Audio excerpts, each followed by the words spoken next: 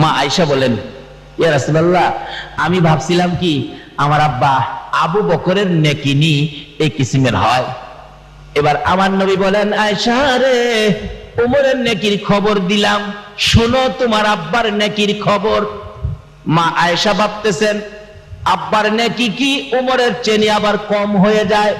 আয়েশা, সমস্ত পৃথিবীর আমার উম্মতের নেকি যদি আকাশের তারা বরাবর উমরের মতো হয়, সমস্ত পৃথিবীর উম্মতের নেকি যদি উমরের মতো আকাশের তারা বরাবর হয়, আর সমস্ত পৃথিবীর উম্মতের নেকি যদি এক পাল্লায় তুলে দেওয়া হয়, তোমার বাবা আবু বকরের একটা রাতের নেকি যদি আরেক পাল্লায় তুলে দেওয়া হয়, তোমার বাবার এক রাতের নেকির সাথে ওজনে কোলাবে না। মা আয়েশা সিদ্দিকা বলেন, এখন খুশি না বেজার? মা আয়েশা বলেন, ইয়া রাসূলুল্লাহ, এই রাত্রগুলি কোনটা আমার বাবার এত নেকি পাইলো, ওই রাত্রগুলি কোনটা জানিয়ে দেন। আমার নবী দুইটা চোখের পানি জর্জর করে ছেড়ে দিলেন। আয়েশা রে, যেদিন আমি মক্কাবাসীর যন্ত্রণায়, মক্কাবাসীর নির্যাতনে মক্কা থেকে হিজরত করে মদিনায় যাব রে আয়েশা, আমি তোর বাবা আবু বকরের কানে কানে 6 মাস আগে বলেছিলাম, আবু বকর মক্কায় থাকতে পারবো না, মন কয় হিজরত করতে হবে মদিনায়, কিন্তু সঙ্গী হবে তুমি আবু বকর। রে আয়েশা, ওই দিন থেকে 6 মাস পর তোমার বাবা আবু বকরের ঘরের দরজায় গভীর রাত্রে যাইয়া আওয়াজ দিয়ে ডাক দিয়েছিলাম, আবু বকর সঙ্গে সঙ্গে জবাব দিলেন, লাব্বাইকা ইয়া রাসূলুল্লাহ, আপনার গোলাম হাজির। হিজরতের সামান কাঁধে লইয়া পিছনে জানালাটা বাহির হইয়া নবীর সামনে, রে আবু বকর, তুমি কেমনে জানো আজকে আমি তোমাকে ডাক দিব? ডাকের সঙ্গে সঙ্গে বাহির হয়ে গেলে, ইয়া রাসূলুল্লাহ, আজ থেকে 6 মাস আগে বলেছিলেন হিজরত করবেন, মায়ের দেশ বাবার দেশ ছেড়ে যাবেন গো, আর সঙ্গী হব আমি আবু বকর।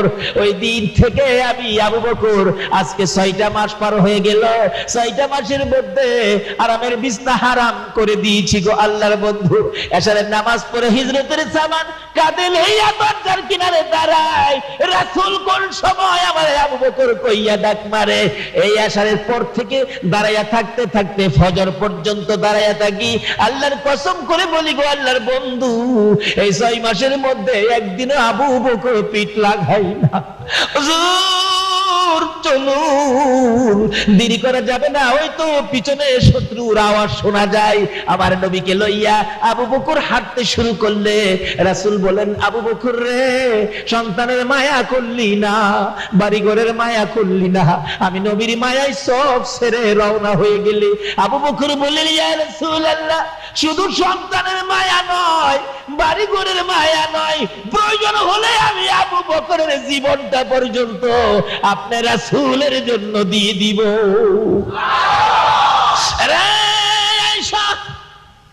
তোর বাবা আমি নবীর ভালোবাসায় যে রাত্রগুলো কাটাইছিল, এর এক একটা রাত্রের বিনিময় আমার আল্লাহ এই পরিমাণ নাকি আবু বকরকে দান করেছে।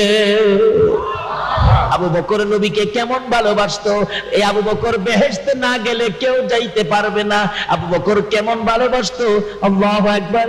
আবু বকর আমার নবী যখন দুনিয়া থেকে বিদায় হয়ে গেলেন, মদিনার শাসক ক্ষমতা তার হাতে যখন এসে গেল, সাহাবীদেরকে নিয়ে মাঝে মাঝে যখন মিটিং করতে বসতেন, পরামর্শ করার জন্য বসতেন, এমনি সময় কোন কোন সাহাবীরা নাকের মধ্যে কাপড় দিয়ে চাপায়া ধরে বলতো, কার কাছ থেকে জানি কলিজা পুরা গন্ধ আসতেছে। আবু বকর দুইটা চোখের পানি জর্জর করে ছেড়ে দিয়ে বলতেন, সাহাবীরা রে, কারো কাছ থেকে কলিজা পুরা গন্ধ আসতেছে, জিজ্ঞেস করতেছো, অন্য কারো কাছ থেকে নয়, আমি আবু বকরের কাছ থেকে গন্ধ আসে। যেদিন আমি আবু বকর এই দুইটা চক্ষু দিয়ে রাসূলকে দেখি না রে, ওই রাসূলের বিরহের যন্ত্রণার আগুনে পড়তে পড়তে আমি আবু বকরের কলিজাটা ছাই হয়ে গেছে। আবু বকর এই নবীর এই ভালোবাসা দিয়েছে, যেই নবীকে ভালোবাসা দেওয়ার জন্য আল্লাহ বলেছে, বলুন এই নবীর ভালোবাসা দিতে পারলে লাভ হবে না লস হবে? আবু বকর যেদিন দুনিয়া থেকে বিদায় হয়ে যাবেন, সঙ্গীদেরকে বলতেছেন, ও সঙ্গীরা, আমি যে নবীকে ভালোবাসতাম, নবীর জন্য যে আমি পাগল ছিলাম, আমার ভালোবাসায় নবী খুশি হয়েছে কিনা, নবী আমার পক্ষে আসছে কিনা, আমার আল্লাহ আমাকে ভালোবাসছে কিনা, আল্লাহ আমার পক্ষে আসছে কিনা, তোমরা প্রমাণ করে দিও। কিভাবে প্রমাণ করব? আমি যখন মৃত্যুবরণ করব, আমাকে গোসল দিয়ে কাফন পরাইয়া জানাজা শেষ করে নবীজির রওজার পাশে আমি আবু বকরের লাশ রাইখা দিয়া একজনে ডাক দিয়া জিজ্ঞেস করো, নবী গো, তোমার আবু বকরকে কোথায় দাফন করব বলে দাও। নবী যেখানে বলে সেখানে দাফন কইরো। আর নবী যদি রওজার থেকে কোনো কথা না বলে রে সঙ্গীরা, তাহলে মনে করবি আমার ভালোবাসায় রাসূল খুশি হয় না। যেখানে মনে চায় তোমরা আমি আবু বকরকে সেখানে ফেলে দিও। আবু বকর মৃত্যুর পরে গোসল দিয়ে কাফন পরাইয়া জানাজা শেষ করে নবীজি রওজার পাশে নিয়ে রাখলেন। হযরতে আলী রাদিয়াল্লাহু তাআলা আনহু পাশে দাঁড়াইয়া ডাকতেছে, ইয়া রাসূলুল্লাহ, আল্লাহর নবী গো, আপনার আবু বকর আপনার পায়ের নিচে হাজির, বলুন কোথায় দাফন করব। কোনো জবাব নাই। আবার ডাক দিলেন, হুজুর, আপনার গোলাম আবু বকর আপনার পায়ের নিচে হাজির, বলুন কোথায় দাফন করব। কোনো জবাব নাই। তিনবারের মাথায় হযরতে আলী রাদিয়াল্লাহু তাআলা আনহু খুব কাঁদতেছিলেন, ইয়া রাসূলুল্লাহ, আবু বকরের বেলায় যদি কোনো কথা না বলেন, আমি আলীর বেলায় জানি কি উপায় হয়। এমনি সময় সাহাবীরা দাঁড়ায়া চোখের পানিগুলো জর্জর করে ছাড়তেছে। হঠাৎ করে শুনে নবীর রওজাখানি ভিতর থেকে মধুর সুরে আওয়াজ আসতেছে। আমার নবী রওজার ভিতর থেকে মায়ার সুরে ডাকতেছে, আলী, আলী রে, কই রে, হ্যাঁ আলী, কই রে আমার আবু বকর, আমার হিজরতের সাথী কই রে, আমার গোয়ার সাথী কই রে, দে দে আমার আবু বকরকে আমি নবীর পাশে দাফন করে দে। এই নবীর ভালোবাসায় লাভ হয় না, লস হয়। আরে নবীর প্রেমের পাগল যারা প্রেম খেলা খেলে, বলুন নবীর প্রেমের, নবীর প্রেমে ওয়াসকরণী দন্ত দেয় ফেলে, নবীর প্রেমে ওয়াসকরণী দন্ত দেয় ফেলে, নবীর প্রেমের পাগল যারা প্রেম খেলা খেলে, হাইরে নবীর প্রেমের পাগল। সে আবু বকর নবীর পাশে ঘুমিয়েছে। আল্লাহ বলেছেন, বন্ধু গো, তোমার আবু বকর যতক্ষণ বেহেশতে না যাবে ততক্ষণ পর্যন্ত কাউরে আমি বেহেশতে যাইতে দেব না। সেই আবু বকর বলেছেন, যারা ঈদে মিলাদুন নবী করবে, যারা ঈদে মিলাদুন নবীর পক্ষে যাবে, যারা নবীর আগমনে ঈদে মিলাদুন নবী করতে যাইয়া আনন্দের সহিত 1 দিরহাম টাকা খরচ করবে, আবু বকর বলেন, আমি আবু বকর তাকে না লইয়া আল্লাহর জান্নাতে যাব না।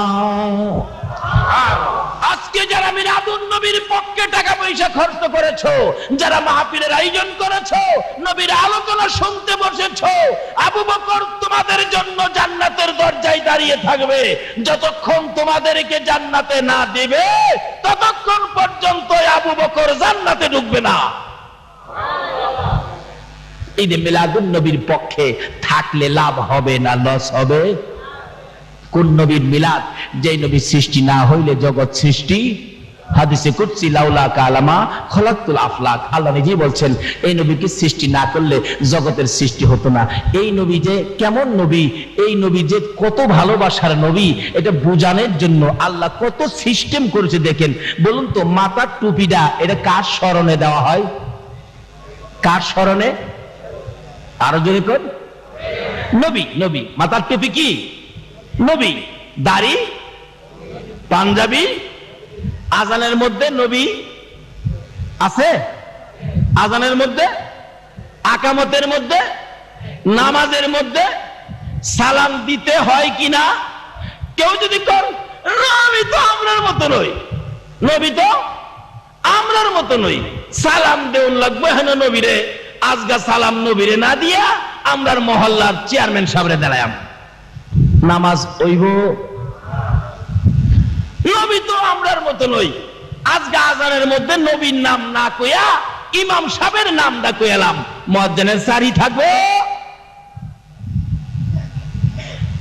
আছে না এক জাতের ভাইরা, নবী তো আমদের মতো নয়, আছে না? আছে না? আচ্ছা কোন তো, দেখলে একরকম হইলেই কি মতন হয়? আচ্ছা আমরার মতন তো একজন মন্ত্রী রাস্তাটা গাড়ি নিয়ে গেলে দেখছি পুলিশ বাসি হওয়ায় সার্জেন্ট মার্জেন্ট মাথা গরম করেলা, কত পাহারা কত কিছু। আচ্ছা আমরা তো মন্ত্রীর মতো নই, আমরা গেলে কি ওই বাসি হওয়া?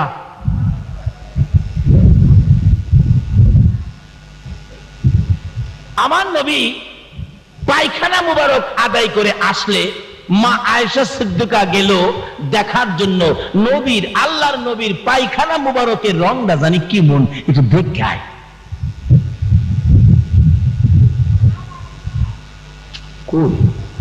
নবীজি দেখতেছে, ফিরাইছে। আয়েশা কই গেছিলা?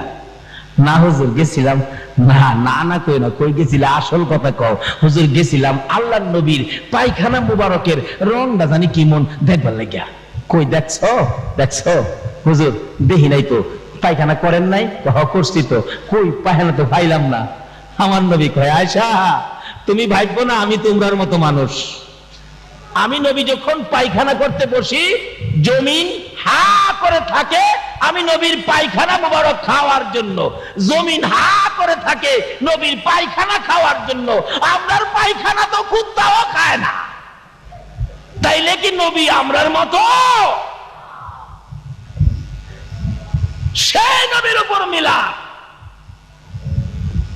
সেই নবীকে ভালোবাসার নির্দেশ দিয়েছে কোরআন শরীফে আমার আল্লাহ। দুনিয়ায় আর কাউরে ভালোবাসার নির্দেশ দেয় নাই, একজনকে ভালোবাসার নির্দেশ দিয়েছে, ইনি হলেন মুহাম্মাদুর। এই নবীরে ভালোবাসতে লাভ হয় না লস হয়?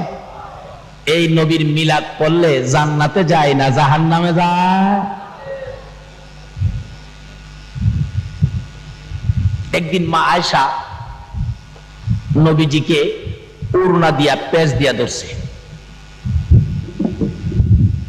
ইয়া রাসূলুল্লাহ আজকে আপনারা যাইতে দিব না, আজকে আমার এখানে থাকবেন। নবীজি এই দূরে খাড়িয়া হাসতেছে।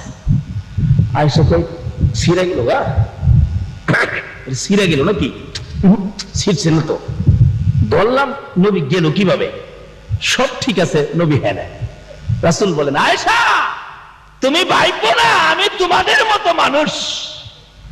রাসূল নিজেই বলতেছেন তোমরা ভাইবো না আমি তোমাদের মতো মানুষ। আমি যদি কই নবী আমাদের মতো মানুষ, তাহলে আমি নবীর পক্ষে গেলাম নাকি নবীর দুশমনি করলাম? আপনারা কি দুশমনে রাসূল হবেন নাকি আশিকে রাসূল হবেন? আপনারা কে কে আশিকে রাসূল হবেন হাত তুলে দেখান। মাশাআল্লাহ, নারে তাকবীর, নারে রিসালাত, নারে গাউসিয়া।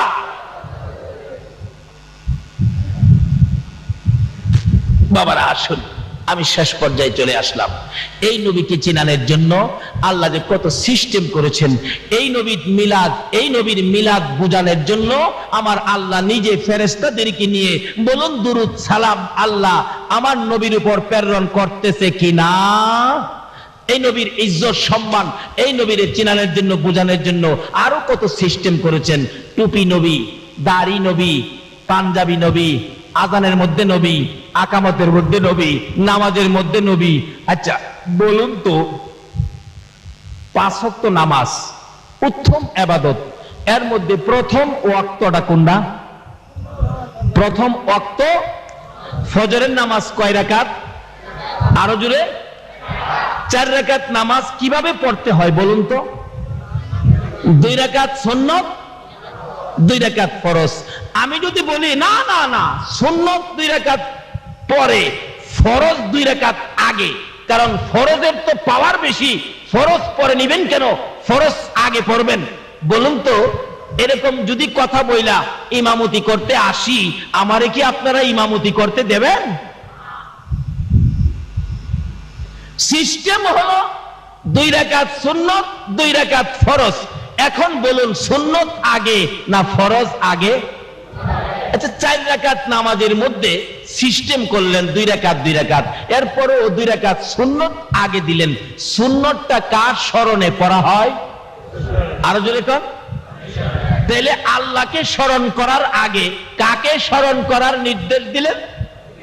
আল্লাহ বুঝাইতে চায়, এই নবী যদি না হইতো নামাজ, এই নবী যদি না হইতো মসজিদ মাদ্রাসা, এই নবী যদি না হইতো খানায়ে কাবা পর্যন্ত, যদি নবীর সাথে সম্পর্ক, নবীর সাথে ভালোবাসা, নবীর প্রেম ভালোবাসা, নবীর নামের গুনগুনানি, নবীর উপর দুরূদ সালামের আওয়াজ যদি আমার আল্লাহ না শুনে, কিতাবে আসছে যে এলাকায় যে জায়গায় এই নবীর উপর দুরূদ ও সালামের মাহফিল করা হয়, যেমন আজকে ঈদে মিলাদুন নবীর মাহফিল, এই মাহফিল যে এলাকায় করা হয়েছে, যেখানে দুরূদ সালাম পাঠ করা হবে, মাহফিল শেষে আপনারা তো আপনাদের বাড়িতে চলে যাবেন, এবং এই মাহফিল হওয়াতে লক্ষ লক্ষ ফেরেশতারা মাহফিলের চারপাশে জড়ো হয়ে দাঁড়িয়ে থাকবে। মাহফিল শেষে ফেরেশতারাও বাড়িতে যাইতে চাইলে আমার আল্লাহ বলবেন, ফেরেশতারা ওই মানুষগুলি বাড়িতে যাক, তোমরা যাইও না, তোমরা কই যাইবা, তোমরা এখানে থাকো। খোদা গো, মাহফিল তো শেষ, মাহফিল শেষ হইলেও আমার হাবিবের উপর যে জায়গাটার মধ্যে দুরূদ সালাম পাঠ করা হয়েছে, এই জায়গাটার ইজ্জত বাইরা গেছে। তোমরা এই জায়গাটারে আমার হাবিবের উপর দুরূদ সালামের কারণে এই জায়গাটারে তোমরা 40 দিন পর্যন্ত জিয়ারত করতে থাকো। তাহলে এই নবীকে চিনা, এই নবীর উপর মিলাদ, দুরূদ সালাম পাঠ করা, নবীর পক্ষে থাকা, নবীকে ভালোবাসা দেওয়া আমাদের দরকার আছে কি না? বাবারা, যেই আলোচনাগুলো করলাম, আল্লাহ যেন আমাকে সহ আপনাদের সকলকে বুঝে শুনে আমল করার তৌফিক দেন। আজকের মাহফিল আল্লাহ যেন কবুল করে নেন। যারা মাহফিলের আয়োজন করেছেন, আল্লাহ যেন তাদেরকে এই পরিশ্রমের টাকা খরচ করে এই মাহফিল আয়োজনের উসিলায় আবু বকরের সিদ্দিকের সঙ্গী করে যেন জান্নাতি বানিয়ে দেন। সকলে বলুন আমিন। আর আজকে যারা নবীর ভালোবাসায় এত রাত পর্যন্ত কষ্ট করেছেন, আল্লাহ যেন আপনাদের সকলকে নবীর গোদারায় উঠাইয়া ফুলসিরাতের ফুল পার করে দেন। সকলে বলুন আমিন। আসুন দোয়া করি। আল্লাহুম্মা আমিন। রব্বানা যালামনা আনফুসানা ওয়া ইন লাম তাগফির লানা ওয়া তারহামনা লানাকুনান্না মিনাল খাসিরিন। রব্বিরহামহুমা কামা রাব্বায়ানি সাগীরা। রব্বুল আলামিন জান্নাতের বাগানে বসে জান্নাতি মেহমান লইয়া আমি গুনাহগার তোমার শাহী দরবারে হাত বাড়াইছি। রাত্র 2:45 বাজে গেছে, তোমার বান্দারা কেউ তো বাড়িতে গেল না। জানি না রে কার মনে কি ব্যথা লইয়া হাত বাড়াইছে, কার মনে জানি কি দুঃখ গো, তুমি ছাড়া তো আর কেউ জানে না। মাবুদ, একটা কথাই আমি জানি, জীবনে যা গুনাহ করেছি সকল গুনাহগুলো লইয়া তোমার কাছে হাত বাড়াইছি। মাবুদ, এত পাপ করেছি তোমার কাছে হাত বাড়াইতে লজ্জা লাগে গো আল্লাহ। আজকে সাহস পেয়েছি তোমার ওলি গাউসে পাকের দোহায়, গাউসে পাকের ফাতিহা ইয়াজদাহমের উপলক্ষে তোমার কাছে হাত বাড়াইতে সাহস পেয়েছি। আর একটা সাহস পেয়েছি, তুমি যার প্রেমে সব বানাইছো, যার উপর দুরূদ সালাম প্রেরণ করতেছো, ওই নবীর উপর দুরূদ সালাম মদিনা পাঠাইছি গো আল্লাহ। মাবুদ, আমাদের দুরূদ সালাম গুলো পাখির মতো উড়াইয়া উড়াইয়া দয়ার নবী মায়ার নবীর রওজা তাহারে পৌঁছাইয়া দাও। মাবুদ, ফাতিহা ইয়াজদাহম উপলক্ষে এই মাহফিল উসিলা করে, মিলাদুন নবী উপলক্ষে এই মাহফিল উসিলা করে, দুরূদ সালাম উসিলা করে আমরা যারা হাত বাড়াইছি, জানি না জীবনে আর কতদিন হাত বাড়াইতে পারবো। জানি না কবে জানি এই দুইটা হাত সাদা কাফনের ভিতরে ঢুইকা যায়, কবে জানি এই দুইটা হাত পচে গলে মাটির সাথে মিশা যাই গো আল্লাহ। ওই দিন আসার আগে আমরা যারা হাত বাড়াইছি, এই মাহফিলের উসিলায় আমাদের তামাম জিন্দেগীর গুনাহগুলো ক্ষমা করে দাও গো আল্লাহ। মাবুদ ক্ষমা চাইলাম জীবনের গুনাহ, ক্ষমা যদি না করো কবে জানি মওতের চিঠি দিয়ে আজরাইল পাঠাইয়া দাও, কবে জানি বড় বাড়ি বড় ঘর সুন্দর বিছানা থেকে চারজনে ধরে ধরে টাইনা টাইনা বাহির করবে, উঠানের কিনারে পর্দা টানাবে, নাকে কানে তুলা লাগাবে, বড়ি পাতার গরম পানির গোসল করাবে।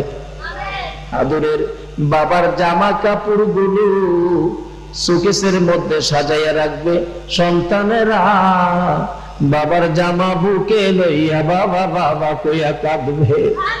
ওই দিন আসার আগে আমরা যারা হাত বাড়াইছি এই মাহফিলের উসিলায় আমাদের সবাইকে তুমি মাফ করে দাও। মাবুদ গো, জীবনের গুনাহ মাফের আসার দরখাস্তের পর আর একটা দরখাস্ত করি, তুমি কিন্তু রাগ হইও না। মাবুদ, পৌনে 3টা বাজে যারা এই মাহফিল কষ্ট করে বসে 2টা হাত বাড়াইছে, আমি জানি না রে কার জানি মা নাই রে, মা মা মা কার জানি নাই, কার জানি বাবা নাই, বাবা কইয়া ডাক দেওয়ার সুযোগ কার জানি নাই। বাবা মাথার গাম পাতায় ফালাইয়া রোজগার করে খাওয়াইতো, সারাদিন পরিশ্রম করে সন্ধ্যা হতো বাড়িতে যাইতে, বাড়িতে যাইয়া যদি বাবা ভাত খাইতে বসছে, সবকিছু খাওয়ার পর বাবা দুধ ভাত নিয়েছে, দুধ দিয়ে ভাত মেখে খাইতে চাইলে আমরা তো বাবার চারিদিক ঘেরাও করে বসেছি, বাবা এত কষ্ট করার পরেও দুধ ভাত নিজের মুখে দেয় না, দুধের সবগুলো ভাত রে বাবা সন্তানের মুখে মুখে বাইটা দিত। এই বাবা কার জানি রে অন্ধকার কবরে ঘুমিয়ে আছে, ওই মা কার জানি কবরে গো, যেই মা ছোট্ট কালে মায়ের পাশে ঘুমাইতাম, একটু পরে পরে মা সন্তানের নিচে হাত বাড়াইতো, যদি প্রস্রাব করে দিতাম মা প্রস্রাবের খাতা বদলাইতো, আবার প্রস্রাব করেছি আবার বদলাইছে, আবার প্রস্রাব করেছি, খাতার অভাবে মা ভিজা জায়গায় শুইয়া গো আমার মতো সন্তানকে শুকনা জায়গায় শুয়াইতো। ওই জায়গায় যখন প্রস্রাব করেছি মা খাতার অভাবে নিজে ভিজা জায়গায় শুইয়া তোমার আমার মতো সন্তান মা টাইনা টাইনা বুকে রাখতো রে। হে মা বাবা কার জানি কবরে গো আল্লাহ, এই মুহূর্তে ওই সকল মা বাবার কবর গুলো জান্নাতের বাগান বানাইয়া দাও। মা বাবা যার দুনিয়াতে আছে হায়াত বাড়িয়ে দাও, মা বাবা কেমন জিনিস বোঝার তৌফিক ছেলে মেয়েদেরকে দান করে দাও। আল্লাহ দাদা দাদি নানা নানি শ্বশুর শাশুড়ি আলী আওলাদ বংশধর ময় মুরব্বী পাড়া প্রতিবেশী খানদানবাসী মহব্বতী, খাস করে এই এলাকার জমিনের নিচে এই চান্দগাঁও জমিনের নিচে যত মোমেন মোমেনাত ঘুমিয়ে আছে এই মাহফিলের উসিলায় সকলের কবর তুমি জান্নাতের বাগান বানাইয়া দাও। মাবুদ রে, যে সোনার ছেলেরা এত বড় মাহফিলের আয়োজন করেছে রে আল্লাহ, দিনের পর দিন পরিশ্রম করেছে, প্যান্ডেলের কাজ যখন শুরু হয়ে গেছে যুবকগুলো প্যান্ডেল কিভাবে সুন্দর হবে আইসা কাঁচা কাচি দাঁড়াইয়া দাঁড়াইয়া দেখতো। বিকাল হয়ে গেছে 4টা বাজে, মা খবর পাঠাইছে আব্দুর রহমান, আব্দুল গাফফার, আব্দুল মান্নান তোমরা কি খানা খাইবা না? এই যুবকেরা বাড়ির খবর পাঠাইতো মা মাহফিলের প্যান্ডেলের কাজ শেষ হয় নাই গো মা রে মাবুদ, এত পরিশ্রমের জান্নাতের বাগান যুবকদের আয়োজিত মাহফিল আজকে দি বিদায় হইয়া যায়। যে যুবকেরা মাহফিলের জন্য কষ্ট করেছে আল্লাহ গো তুমি যুবকদেরকে কবুল করে নাও। হাসাইন আর হুসাইনের মতো নবীর আদরের বানাইয়া দাও গো আল্লাহ। এই মাহফিল কমিটির সকল যুবকদের গলায় নবীর প্রেমের মালা পরাইয়া দাও গো আল্লাহ। তাদের বংশধরময় মুরব্বী যারা কবরে গো, মাহফিলের উসিলায় সকলকে তুমি মাফ করে দাও।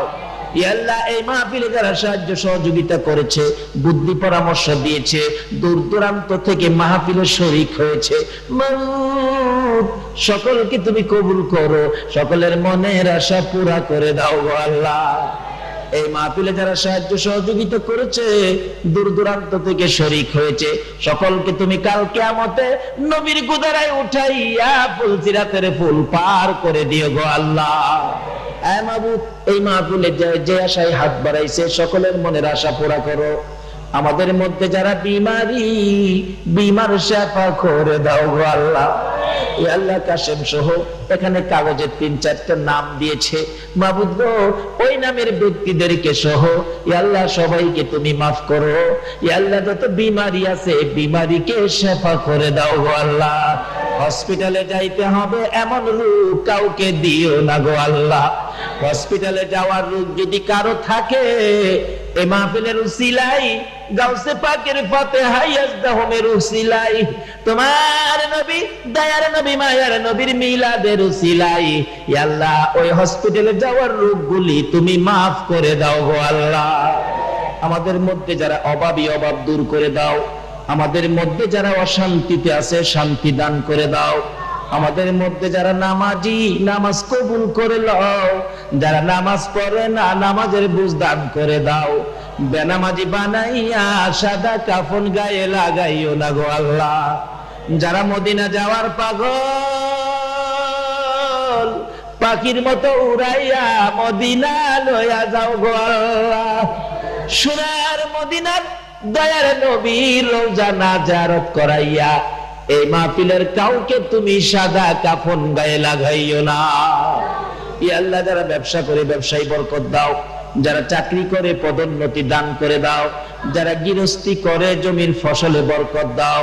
যারা বিদেশ থাকে গো, সহি সালামতে রাখো গো আল্লাহ। যারা বিদেশ যাবে মনের আশা পুরা করে দাও। যারা লেখাপড়া করে লেখাপড়ায় বরকত দাও। যারা পরীক্ষা দিয়েছে দিবে, কামিয়াবি দান করে দাও। বাবু, যাদের ছেলে নাই ছেলে দাও। যাদের মেয়ে নাই মেয়ে দাও। যাদের ছেলেও নাই মেয়েও নাই, ছেলে মেয়ে দিয়ে কলিজা ঠান্ডা করে দাও গো আল্লাহ। ইয়া আল্লাহ, যাদের রুজি রোজগারের ব্যবস্থা নাই, রুজি রোজগারের ব্যবস্থা করে দাও। মাবুদ রে, শেষ দরখাস্ত, মাহফিল শেষে যারা যেখানে যাবে সহি সালামতে পৌঁছাইয়া দিও গো আল্লাহ। হ্যাঁ মাবুদ, আজকের মাহফিল তোমার কুদরতি হাতে আমানত করে গেলাম। এই মাহফিল টুকুন কিয়ামত পর্যন্ত তুমি কায়েম রাখো গো আল্লাহ। ইয়া আল্লাহ, খাস করে জনাব সভাপতি সাহেবের হায়াত বাড়িয়ে দাও। এই এলাকার সকল সুন্নি আলেম ওলামাদের হায়াত বাড়িয়ে দাও।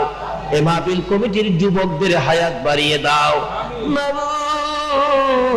এত রাত পর্যন্ত যারা কষ্ট করেছে সকলকে তুমি নেক হায়াত বাড়াইয়া দাও।